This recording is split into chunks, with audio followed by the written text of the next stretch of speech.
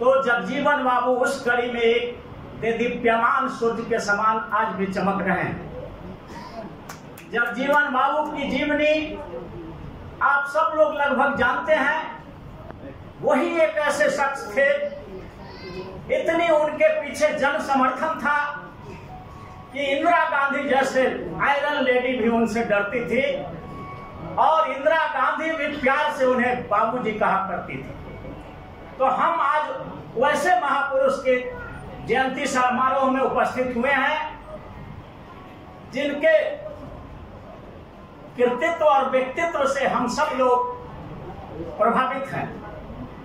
तो इससे पहले कि मैं अपने तमाम आगंतुक अतिथियों का स्वागत करूं, मैं बतलाना 2 शब्द हम अपने तरफ से कहना चाहता हूं। स्वागत तो है सब लोगों का, हमारे सम्मानित हैं, गार्जियन हैं, घर के हमारे सदस्य के दाखिल हैं, सब लोग को सम्मान करते हुए और 2 शब्द अपने तरफ से रखना चाहता हूं कि भारत के संविधान का जब पहला पन्ना उलटते हैं तो उसमें लिखा हुआ है कि हम देश के नागरिकों को सामाजिक न्याय देना चाहते हैं, आर्थिक न्याय देना चाहते हैं, राजनीतिक न्याय देना चाहते हैं, समता देना चाहते हैं, बंधुत्व देना चाहते हैं, मैत्री देना चाहते हैं, करुणा देना चाहते हैं। ये प्रियम्बुल में लिखा हुआ है। लेकिन ये जान करके आश्चर्य होगा कि भारत के संविधान में सत्ता के 4 पावर हाउस होते हैं। एक न्यायपालिका, दूसरा कार्यपालिका, तीसरा विधायिका और चौथा national media including private sector. तो ये 4 पावर हाउस मिलकर के सत्ता होता है।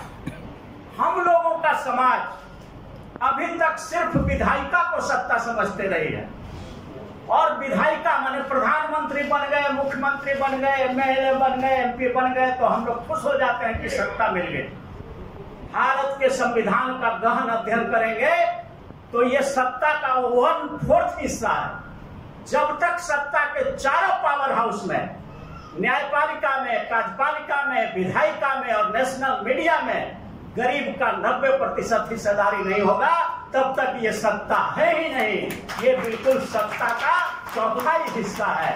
इसलिए हम आप लोगों से आग्रह करना चाहते हैं कि ऐसे ऐसे समारोह में जो हमारे बाबू जगजीवन राम के 118वीं जयंती के समारोह पर अगर आप यहाँ पर आए हैं तो आज से संकल्प लेकर के जाइए कि हम सिर्फ सत्ता की लड़ाई नहीं लड़ेंगे, संपूर्ण सत्ता की लड़ाई लड़ेंगे जिसमें सुप्रीम कोर्ट और हाई कोर्ट में भी 90% जज गरीब का बेटा बनेगा।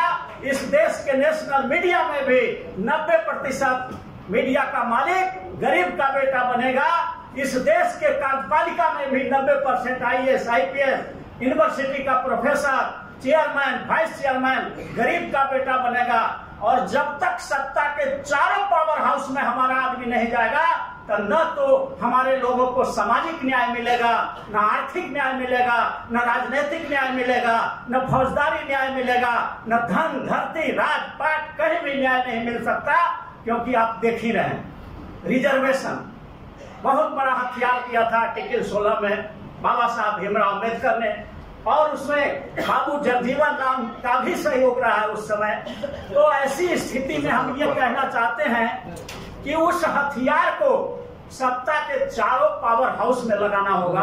और अब जैसे सुप्रीम कोर्ट में 34 जज का पद है तो उसमें भारत के संविधान में 6 वर्गों में लोगों को क्लासिफाई किया गया है। अगर भारत के संविधान का पूरा अध्ययन करेंगे तो 6 वर्ग है। सबसे जो गरीबतम तबका है उसको शेड्यूल ट्राइब कहा गया है, उससे जो थोड़ा अच्छी स्थिति है उसको शेड्यूल कास्ट कहा गया है, उससे जो थोड़ा अच्छी स्थिति है उसको मोस्ट बैकवर्ड क्लास कहा गया है, उससे जो थोड़ा अच्छी स्थिति है उसको ओबीसी कहा गया है, और एक माइनॉरिटी है और 6ठा जनरल क्लास है। तो भारत के संविधान का गहन अध्ययन करने पर यही 6 वर्ग है। और 6 वर्ग में ये जो 5 वर्ग है, शेड्यूल कास्ट, शेड्यूल ट्राइब, अति पिछड़ा, ओबीसी और माइनॉरिटी, इसका न तो इस देश के न्यायपालिका में हिस्सेदारी है, इसकी संख्या तो इन 5 का 90% है।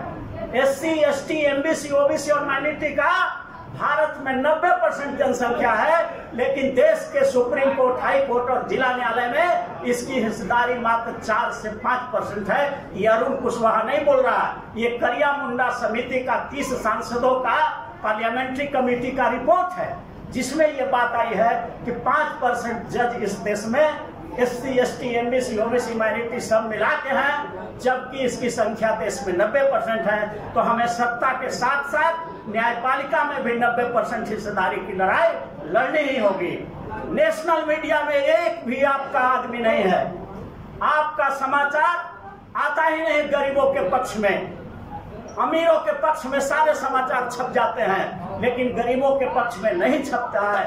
इसलिए हम लोगों को नेशनल मीडिया में भी, प्राइवेट सेक्टर में भी 90% आरक्षण की आवाज हम आग्रह करते हैं। हमारे माननीय पूर्व मुख्यमंत्री जीतन राम मांझी साहब हैं, जिनको मैं तहे दिल से और दिल से नमन करता हूं, क्योंकि मैंने सबसे पहला जो संपूर्ण आरक्षण क्रांति का मीटिंग अंबेडकर भवन में किया था तो सर आए थे और उसमें बहुत उत्साहित किए थे हम लोग को कि संपूर्ण आरक्षण क्रांति का मतलब सत्ता के चारों अंगों में हिस्सेदारी की लड़ाई है।